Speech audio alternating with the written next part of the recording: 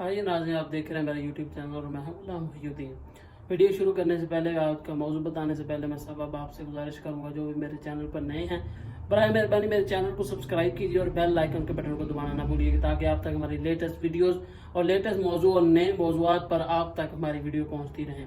तो आज की वीडियो फ़ज़ाइल अहले बैत में से दो शहजादों के मुतल्लिक़ है, चूँकि अल्लाह रब्बुल इज़्ज़त ने इरशाद फरमाया, इन्नमा युरीदुल्लाहु लियुज़हिबा अन्कुम रिज्सा अहलल बैत व युतहिरकुम तत्हीरा। अल्लाह की ज़ात पाक ने फरमाया, मैंने अहले बैत से पलीती को दूर कर दिया और इनको खूब साफ सुथरा और पाकीज़ा फरमा दिया, और इस तरह पाकीज़ा किया जिस तरह पाक करने का हक होता है।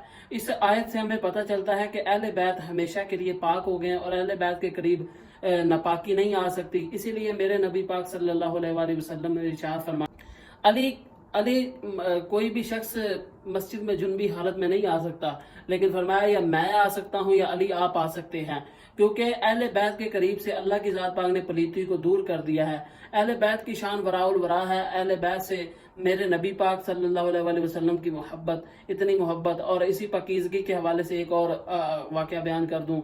सईदा फ़ातिमा ज़हरा सलामुल्लाह अलैहा, आपने ना हज़रत इमाम हसन को जन्म दिया ना, इमाम हसन को जन्म देने के बाद थोड़ी देर गुजरी तो जोर की नमाज का वक़्त हुआ, तो उसी वक़्त आपने मसल्ला बिछाया और नमाज पढ़ी और बता दिया, चूँकि औरत जब बच्चे को जन्म देती है तो कुछ दिनों के लिए वो हैज़ा हो जाती है, वो नापाक हो जाती है, लेकिन मेरे नबी पाक सल्लल्लाहु अलैहि वसल्लम की शान, ऐसी शान और आपकी अहले बैत का ऐसा मकाम, जैसे ही आपने बच्चे को जन्म दिया, चूँकि पलीती करीब नहीं आ सकती, इसलिए उसी वक्त उन्होंने रब के यहाँ सजदा किया। और इमाम हुसैन पाक, आपकी शान के हवाले से, चूँकि ये मुहर्रमुल हराम का महीना जा रहा है और इसको सबसे ज्यादा बहुत सारे मौजूआत, बहुत सारे वाकयात के हवाले से भी इसको निस्बत, लेकिन सबसे जो ज्यादा निस्बत है इसको इमाम अली मुकाम इमाम हुसैन पाक से है, क्योंकि इसी महीना की 10 तारीख को करबला का वाकया रूनमा हुआ।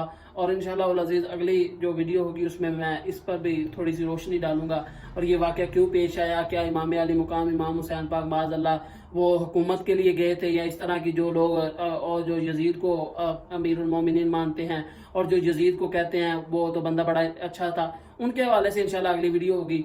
तो इमाम अली मुकाम इमाम हुसैन पाक वो हैं, आज से पहले किसी का नाम हुसैन नहीं रखा गया, और आपकी शान इतनी शान कि आप इमाम हुसैन वो हैं जो मोहरे नबूवत पर खेलते रहे हैं, जो दोषे नबूवत पर, जो दोषे रसूल पर खेलते रहे हैं, जो कंधे रसूल पर खेलते रहे हैं। हुसैन वो हैं जिनसे सहाबा इकराम दुआएं करवाते थे। हुसैन वो है जिनको हजरत उमर बिन खत्ताब रज़ी अल्लाह तआला अन्हु इस्लाम करने में पहल करते थे। हुसैन वो हैं जो रात को रब की रजा के लिए खड़े होते तो सुबह फजर का वक्त पहली रकत में ही हो जाता।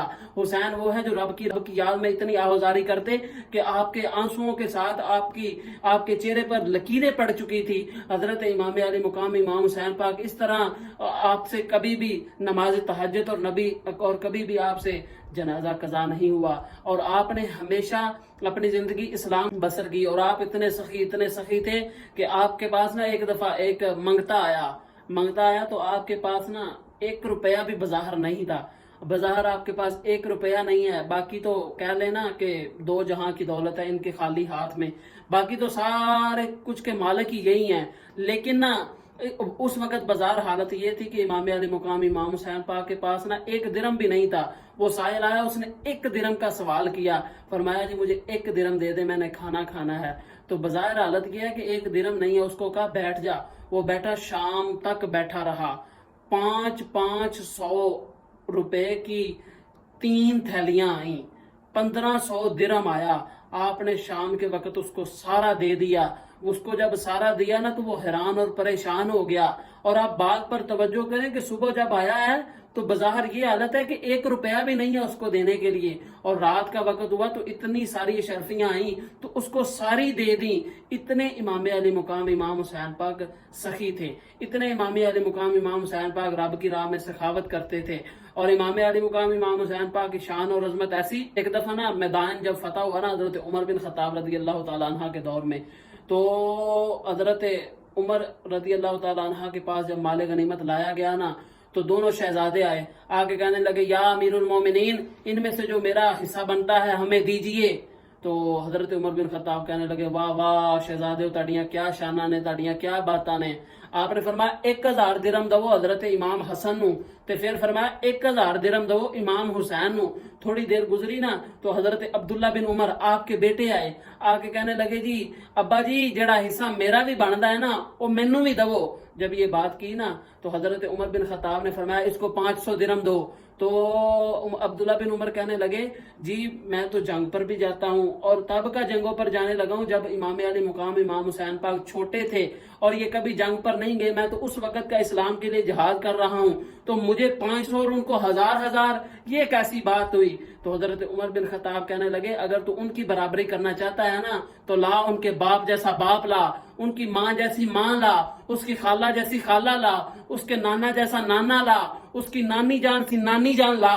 جب یہ بات رشتے گنوائے نا, جب فرمایا ان کے جیسے چاچا لا, اس کے جیسے مامے لا, جب یہ ساری بات کی نا تو حضرت عبداللہ بن عمر کہنے لگے جی میرے پاس تو وہ سارا کچھ نہیں ہے.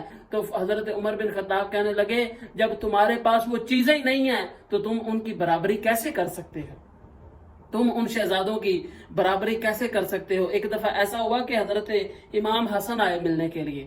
امام حسن آئے نا حضرت عمر بن خطاب رضی اللہ تعالیٰ عنہ کو ملنے کے لیے. جب آئے نا تو حضرت عمر بن خطاب اندر مصروف تھے, تو کچھ ملکوں کے سفیر آئے ہوئے تھے تو ان کے ساتھ ملاقات اور میٹنگ ہو رہی تھی. تو باہر حضرت عبداللہ بن عمر کھڑے تھے. تو جو ایلچی تھا نا, جو دربان تھا, اس نے عبداللہ بن عمر کو اندر جانے کی اجازت نہ دی. جب دیکھا نا حضرت امام حسن نے کہ عبداللہ بن عمر کھڑے ہیں اور آپ کے بیٹے ہیں وہ کھڑے ہیں اور ان کو اجازت نہیں ملی, تو آپ بھی واپس چلے گئے. جب واپس گئے نا تو حضرت عمر بن خطاب باہر آئے. جب وہ میٹنگ ختم ہوئی آ کے پوچھا کوئی آیا تو نہیں تھا, تو کہنے لگے جی عبداللہ بن عمر بھی آئے ہیں اور امام حسن بھی آئے تھے. تو فرمایا کہ امام حسن اب کہاں ہیں؟ تو وہ دربان کہنے لگا جی جب ان کو میں نے بتایا نا کہ آپ اندر مصروف ہیں تو وہ چلے گئے. تو حضرت عمر بن خطاب خود پیدل چل کے آپ کے ہاں پہنچے اور آپ کے گھر کو دستک دی. امام حسن باہر آئے, آ کے کہنے لگے جی امیر المومنین کیسے آنا ہوگا؟ تو حضرت عمر بن خطاب کہنے لگے جی مجھے پتا چلا ہے کہ آپ میرے ہاں تشریف لائے تھے اور میں اندر مصروف تھا, تو آپ اندر کیوں نہیں چلے آئے؟ تو حضرت امام حسن کہنے لگے میں نے دیکھا عبداللہ بن عمر باہر کھڑے ہیں, آپ کے بیٹے باہر کھڑے ہیں, تو مجھے اجازت کیسے مل جانی تھی؟ تو حضرت عمر کہنے لگے آج کے بعد میں اپنے دربان کو کہہ دوں گا کہ جب بھی امام حسن آئیں یا امام حسین آئیں, یہ شہزادے آئیں, یہ جنتی نوجوان آئیں, یہ جنتی شہزادے آئیں, تو کبھی بھی ان کو روکنا نہیں ہے. عمر چاہے جتنا بھی مصروف ہو, ان کے لیے عمر ہمیشہ کے لیے عمر کے دروازے کھلے ہوئے ہیں. حضرت عمر کی ایسی محبت, ایسا پیار. ایک دفعہ نا یہ دونوں شہزادے چھوٹے تھے, چونکہ ان کے فضائل کے حوالے سے بات ہو رہی ہے, تو انہوں دونوں نے نا ایک جو کاغذ پہ یہ کہہ لیں کوئی تختی وغیرہ لکھی. تو آئے تو آ کے نا اپنی والدہ کو کہنے لگے بتائیں نا جی. امام حسن کہنے لگے جی بتائیں اماں جی میں نے سونی تختی لکھی ہے, یا امام حسین پاک فرمانے لگے اماں جی بتائیں میں نے سونی لکھی ہے. تو جب یہ بات کی نا تو اماں کو پتا تھا کہ جب میں نے کہہ دیا حسین نے سونی لکھی ہے تو حسن کا دل ٹوٹ جائے گا, اور اگر میں نے کہہ دیا حسن نے سونی لکھی ہے تو حسین کا دل ٹوٹ جائے گا. تو انہوں نے فرمایا اس کا فیصلہ مجھ سے نہیں ہوگا, تم اپنے باپ علی کے پاس جاؤ. جب وہ مولا علی کے پاس گئے نا تو ان سے جا کے کہنے لگے یہی بات انہیں کی کہ جی بتائیں تختی کس نے سونی لکھی ہے. تو حضرت مولا علی شیر خدا کے دل میں بھی یہی خیال آیا کہ جی میں نے کہہ دیا امام حسن نے سونی تختی لکھی ہے تو حسین کا دل ٹوٹ جائے گا, اور اگر میں نے کہہ دیا حسین نے تختی سونی لکھی ہے تو حسن کا دل ٹوٹ جائے گا. جب یہ بات کی نا تو حضرت مولا علی شیر خدا حیدر اقرار فرمانے لگے اس کا فیصلہ مجھ سے نہیں ہوگا, آپ اپنے نانا مصطفیٰ کے پاس چلے جائیں. دونوں شہزادے چلتے چلتے نا امام حسن اور امام حسین دونوں نانا مصطفیٰ کی بارگاہ میں حاضر ہوئے, یہی سوال پیش کیا. حضور پاک صلی اللہ علیہ وسلم نے بھی یہی جواب دیا کہ میں اس کا فیصلہ نہیں کر سکتا. یہ میرے پاس 3 موتی ہیں, میں ان کو اچھالتا ہوں ہوا میں, جس کی تختی پر 2 موتی آ گئے اس کی تختی زیادہ سونی ہے, اور جس کی تختی پر 1 موتی آیا اس کی اس سے کم سونی ہے.